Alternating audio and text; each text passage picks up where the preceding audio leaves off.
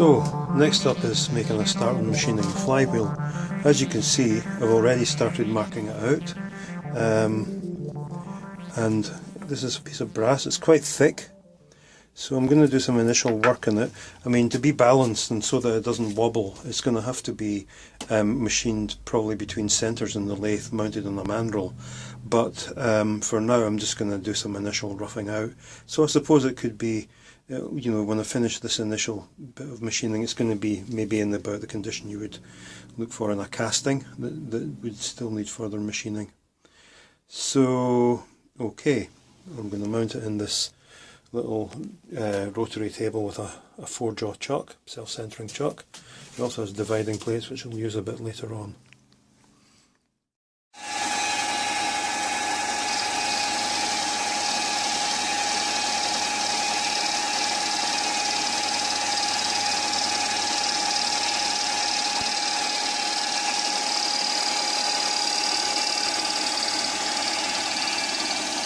That's not my skin, by the way. Contrary to it may appear, I'm not an alien from Doctor Who. It's just that my day job really is the kind of work where you can't go in with ingrained oil in your hands. Honestly. It's looking alright actually. A good start. So, that's a 4.5mm recess milled in the first side of the flywheel. I forgot to mark out the other side when I first did it, so I'm going to have to take the measurements of this and mark out the other side and then do the same on the other side. So, never mind. So now I've cut the recess, I've milled out the recess in the other side of the flywheel too, so that's both sides done. Most of the rest of the work in this flywheel will be done on the lathe between centres. We don't want it running wobbly if possible. Well, I've been having trouble getting this flywheel to fit a shaft, and vice versa.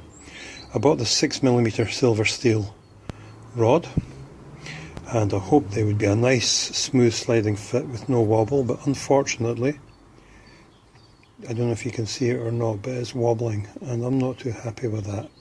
It's very strange because I drilled and reamed this bore with the same drill and reamer that I used to drill and ream a bearing with, and the bearing won't go onto the rod. So this is wider, this hole, and I don't know if I've inadvertently widened it by trying to push it onto some other rods that I had. I don't know, I didn't see any flakes of brass. The bearing was made of bronze. Is there a difference between the machining properties of bronze and brass? I don't know, but anyway, I'm not happy with this.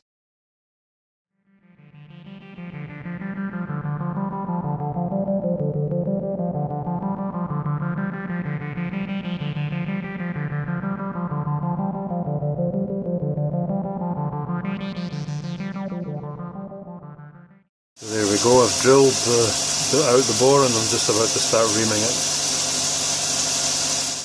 which I will do at a much slower speed than the lathe was turning before. So, making the bushing for the flywheel. First attempt, a rattly fit in the bore of the flywheel, reject, scrap bin, recycle. Second attempt, ditto. Third attempt,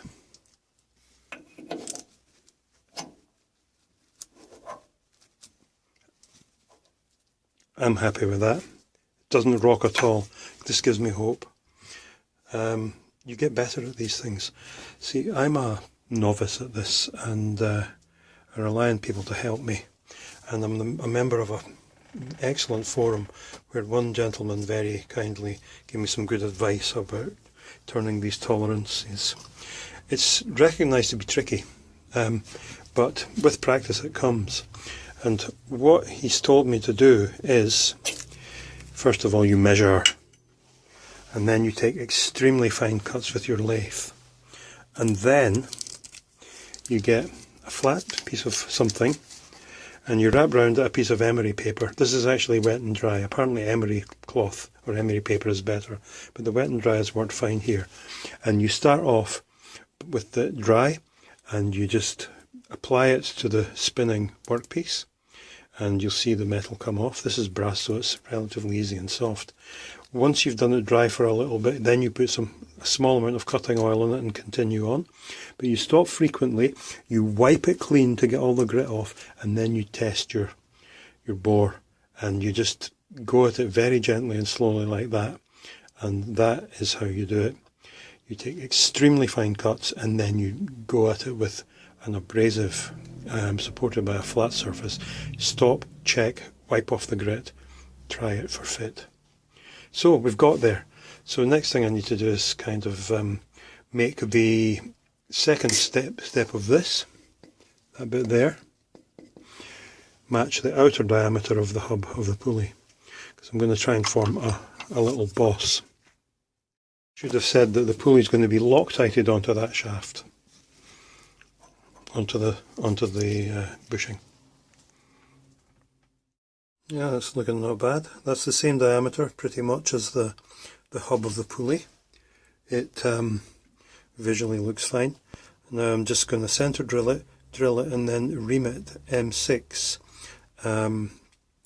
without changing the setting of the lathe. So I haven't moved the workpiece here. I think that's quite important when you're doing the bore of a wheel. So that's quite nice so far. It's a nice fit in the bore of the pulley.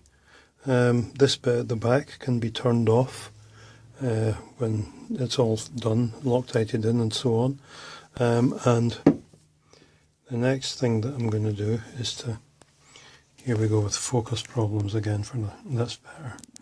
Next thing I'm going to do is going to cross drill this and tap it for a grub screw to hold it onto the shaft. If that works without sending it off centre, then great when it's on the shaft. If not, then I can always Loctite onto the shaft if I need to. But that's we'll see how we go at that point. The this bush is going to be Loctited into the flywheel here, but not until I've cross drilled it and threaded it. So I'm now going to cross drill and tap the boss, the flywheel. I'm using an edge finder here in conjunction with my DRO.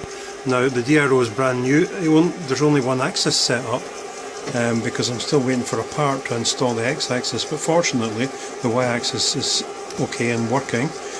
So hopefully I can figure out how to find the centre of this boss using the edge finder. So I've cross-drilled the boss, and now I'm tapping it M4 using a piloted spindle in the mill. That's the way I like to do it. It guarantees to keep it straight.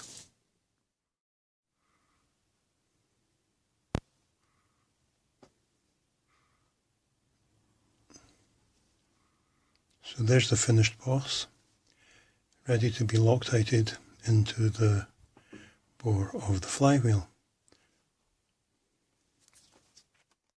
Well, to be honest, it's not really Loctite. It's Interseal's R41 bearing fit, which they assure me is just as good as Loctite, but cheaper. Let's hope it is. Now I'm just about to turn off this bush where it protrudes from what I call the back of the flywheel. The boss is on the other side. We'll deal with that in a minute, but I'm just going to trim this flush to the hub of the wheel itself. So there's the bush turned down to size. That's a lot better, I think. And then on the other side we have the boss, which is fixed into the bore of the flywheel with the Interseal's Loctite equivalent. So this is a bit bulky, I think, so I'm not going to reduce its diameter any, but I will reduce its length a little bit, but obviously not too far because it'll encroach on that threaded cross hole.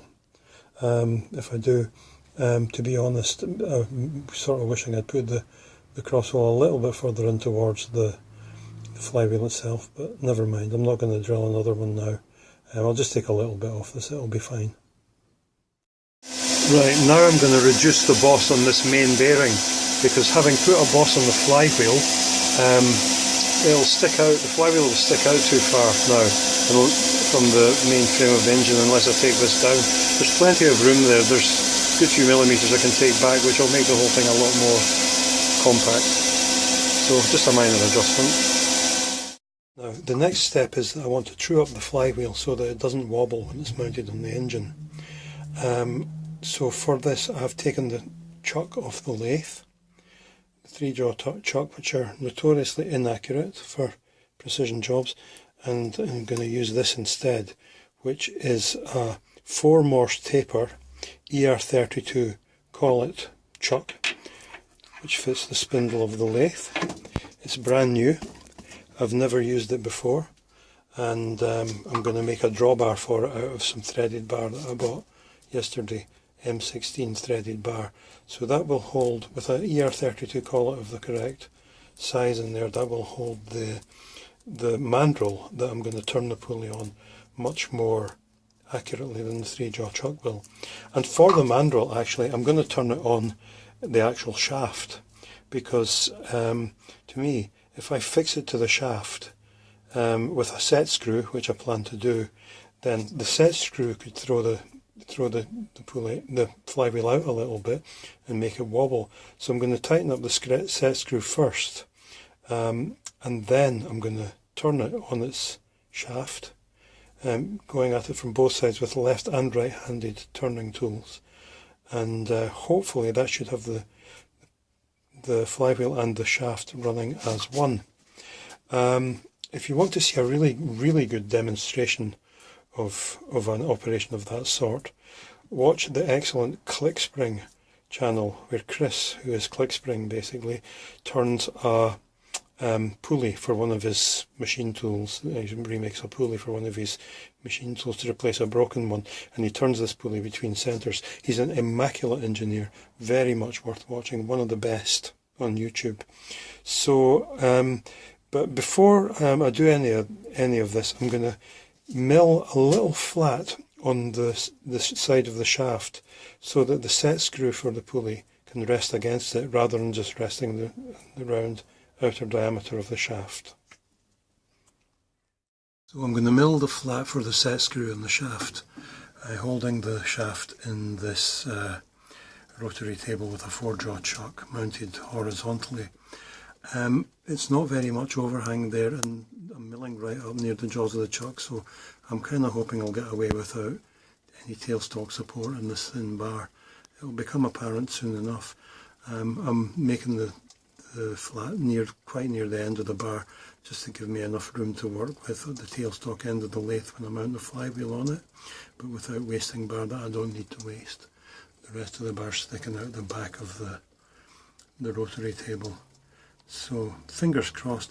The reason I'm not putting a tailstock on is when I set this up, I didn't mount the rotary table central to one of the T-slots, so the tailstock wouldn't be in line with it, and I don't think it's going to be necessary for a very small flat that it's going to be. So there's the little flat milled into the shaft, just milled with an end mill, and then give it a little clean up with needle files. It's quite neat.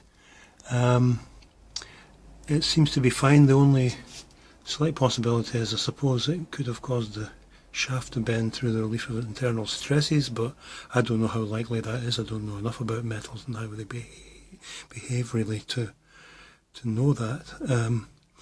But if that does happen, then I can always just cut that end off and start again with another idea.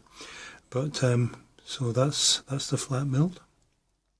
So to correspond to the flat on the shaft, I'm going to grind the pointed end of this M4 grub screw so that it sits nicely on the flat, and it's a great excuse to use my nice little antique hand vise that I bought last weekend in Brighton. So here's the setup. The shaft is held in a ER32 collet in the collet chuck. The pulley is fixed to the shaft via a grub screw with a flattened end against a flat in the shaft, and the tailstock is supported with this rotating centre, a live centre. Now, I suppose this section here could be a little bit shorter, but I don't think it's critical, and I'm not going to save very much if I cut the shaft at this point, so I'll see how it goes. I'll take very light cuts, go very carefully, and just if it proves to be a problem, I'll see how much I can take off it. But as you can see, the pulley is actually not terribly bad, even as it is. It's not going to need a lot taken off it, I don't think, in order to run pretty reasonably true. Well, I had lots of chatter with that long shaft, that long thin shaft, and then I had a dig in, which is very stupid of me, and I was very lucky I didn't bend that shaft, but it hasn't bent. So I've shortened it a bit, and I'll see how I go. I don't really want to shorten it much more, or it'll be hard to work with, but I guess that I can do it a bit more if I need to. Well, part of the chatter was because I had forgotten to tighten this up. That certainly didn't help.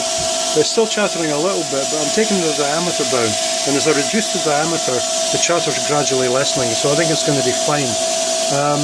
The diameter's about 60 something just now, and I want to take it down to about 55. The plans call for 50, but his flywheel is solid, with just a basic flat, narrow cylinder, whereas mine's going to have a bit more detail in it, so it'll lose weight that way, so I'm going to give it more weight by keeping the diameter 5mm wider. That's the plan anyway. Seems to be going not so bad now. Okay, we're getting there. The flywheel itself is running pretty true. I've found that some fine grit sandpaper and a bit of oil has done wonders for cleaning this up. It really moves metal quite fast when you have it on the lathe. Very nice indeed. But some of these inner recesses are hard to reach with the lathe tools, but you can get a bit of sandpaper in with your fingers or a piece of wood or something like that if you're careful. You have to be careful. The only thing that's not running particularly true is the inside rim at the edge there. You can see a slight unevenness there, and it's even a bit more on the other side, you see. I'm thinking that for a final stage now, I can take it out of the tailstock centre, slide the wheel back. Yeah, no, I can't do that, can I? Because it won't go back any further. Yeah, I'll have to rethink that. Anyway, we're getting there. Well, after lots of turning and lots of sanding in the lathe, I finally got the flywheel to the point where it's good enough, for now at least. So now I've got it in the dividing rotary table in the mill to drill 6 little holes in a circle, just for looks. And then I'll put the flywheel to one side for now and go on to other things. May give it some final sanding at the end. By the way, I'm using an end mill to do this simply because I don't have a drill bit that's short enough to fit in the setup here, because this arrangement is quite tall and there isn't enough room in the mill.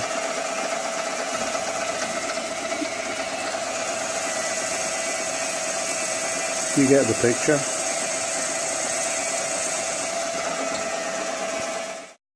And there is the completed flywheel and shaft assembly. Now, the shaft is long at this end because it still needs to be cut back. I kept it long to use as a mandrel for turning the wheel. And it's long at this end because I'm going to put a little pulley on. I ordered some little drive belts today. I'm going to put a little pulley on. Don't know what will drive with it, if anything, but I just like the idea of an engine having a pulley. I'll probably still reduce the size of that, but that's fine for now. The flywheel itself might want some final clean up, true up once I've seen how it performs, but well, we shall see. Pretty pleased with that overall.